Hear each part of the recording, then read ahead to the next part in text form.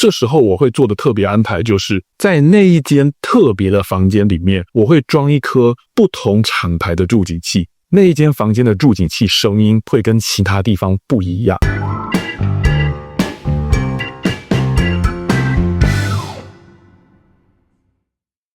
Hello， 大家好，我是93先生，很高兴你继续收听这个频道，让你朝安全又迈向一步。嗨，我是晶晶，大家晚安。晚安。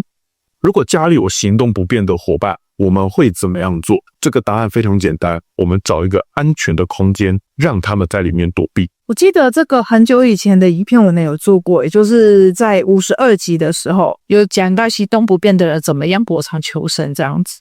因为我们之前也有提到了，这个行动不便的伙伴他有哪些可能性，就好比说心智障碍的伙伴、听障的伙伴、视障的伙伴，那甚至家家户户都有机会出现的老人家、新生儿，以及如果我们真的自己运气不好，发生个严重的车祸、意外、脚扭伤了、腿骨折了，这些通通都是属于我们所谓的避难弱势，不是那种就是你光是出声音引导他就可以跟着你配合你一起做疏散理财的。那前面提到的像那些避难设备，那些设备也不是行动不便的人有能力自行操作的东西，那这时候怎么办？我的做法是，如果他们没办法自行逃生，那就想办法让他们不用逃生。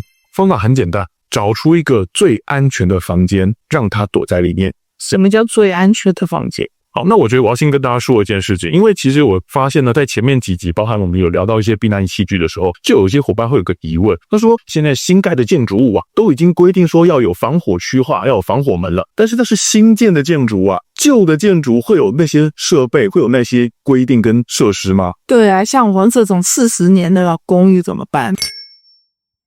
大家不要把这个安全房间，我们讲的安全区划想得太过复杂。你有6面水泥墙，1面木头门，加1扇对户外的窗户，它就符合条件了。那像比较有名的高雄城中城火警，它那个公寓建筑够老了吧？可是他们还是有非常多的住户是留在自己家里头，然后毫发无伤的活下来。就算是老公寓，也都会有这样的空间让我们躲。所以呢，我们讲的这个安全房间要符合哪4个条件？首先，第一个，你的隔间不能够是易燃隔间，不要是轻隔间或者是气皮屋。那再来第二个事情，门要耐高温，要耐热。木头门或者是铁门，这些都可以帮你挡住火灾的热。木头门是可以的，因为浓烟缺氧，所以木头门不会因此烧起来。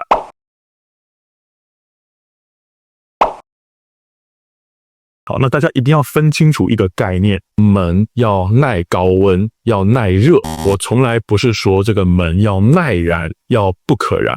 打个比方，你拿一个塑胶袋，你用吹风机的热风一直吹它，一直吹它，它说不定就会融化，就会破掉。这个就是热。而且你真的要讲耐燃这件事情的话，玻璃是不是不可燃物？是，但是它遇到热呢，它会破掉。所以我们从头到尾强调的都是你是要耐高温，而不是耐燃，这是不一样的概念。所以不行的是什么呢？塑胶门吧，玻璃门吧，然后还有呢铝门。那第3个事情呢，你门上面不要有洞，你的墙壁上面不要有洞，你的墙面不要有对着室内或者是对着走廊的那种窗户。最后一件事情，房间必须要有一个对户外的窗户。你门关起来之后，这个门缝呢，还是会有些许的毒气流进来，所以这时候你要把窗户打开，让这些毒气散出去。那这里还是复习补充一下有人讲到说，门缝会流烟进来，那这个门缝要不要把它塞住？不需要啦，真的，你跟门缝的空气比较起来窗户的大小绝对足够把这些毒气给排出去了。还有一件事，这个窗户是让毒气散出去的，没有要让人出去，因此你这个窗户有没有铁窗其实影响不太大。所以呢，我们快速复习一下安全可以躲避火灾的房间。第一个，隔间是耐燃隔间；第二个，门可以打高热；第3个，门跟墙壁上没有破洞；第4个，房间有一个对户外的窗户。你找到这样的房间，你就把你的家里的避难弱者安排在这个房间里面生活。好，那我觉得这是我们在有限的条件之下变动最少的方法，可以得到安全的做法。真的万一发生火灾了，只要不是他那间起火，他把门关着不出来，不知道也不会有事情。还有一个很重要的事情就是安装助警器。这个助警器的功能不是要给避难弱者的伙伴使用的，而是给同住的人使用的。他住的这个房间是最安全的没错，但是有一个前提，他的房间如果是起火点的话，你还是得赶快去把他救出来。这时候我会做的特别安排，就是在那一间特别的房间里面，我会装一颗不同厂牌的助警器，那一间房间的助警器声音会跟其他地方不一样。哦，就是要分别，等于说客厅、其他的房间，然后厨房都是同一个厂牌助警器，但是那个避难弱势的那一间房间是不一样声音的助警器。没错。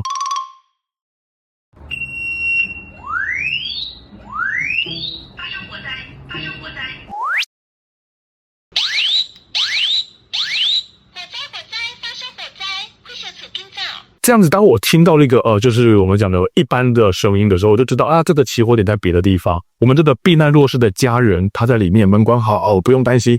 但是我听到了不一样的声音，我就晓得我要赶快行动，我要去救他。带出房间之后呢，我把门关起来，他火呢在里面，他无处可烧。我可以把我自己的家里的其他损失降到最低。那当然，家里去装联动式的助警器，这也是一个方法。因为之前跟大家介绍联动式助警器有提到，现在呢这个联动式助警器是可以做语音设定的。如果装助警器，如果是它开始在亮的时候，我这个时候还是小火可以灭的状况吗？通常警报器响起的时候，都还是初期能够扑灭的状况。这个比较没办法那么明确的定义，就是什么叫做一点点的烟。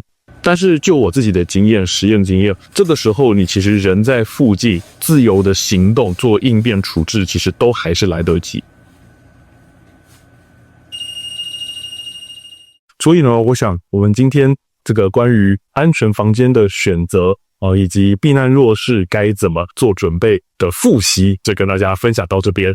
那么希望呢，今天的分享内容对大家的安全有所帮助。如果各位有从这集获得收获的话呢，请按赞、订阅、分享我们的影片。你家有房间是没有对外窗的吗？下面留言。那今天就到这边咯，下次再见，拜拜。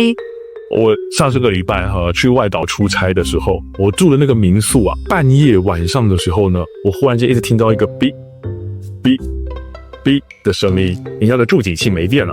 晚上被吵醒，实在是受不了，我就把它拆下来，把它电池拔掉，它就没声音了。它这么巧，白天没有亮，然后半夜才亮。没有啊。那我讲真的，如果别人不知道的话，他搞不好就会被吵个折弯。那我是隔天要退房的时候呢，就顺便跟那个民宿老板讲一下，我说你们有装这个非常的好，但是你们这颗已经没电了，你们该换一颗了。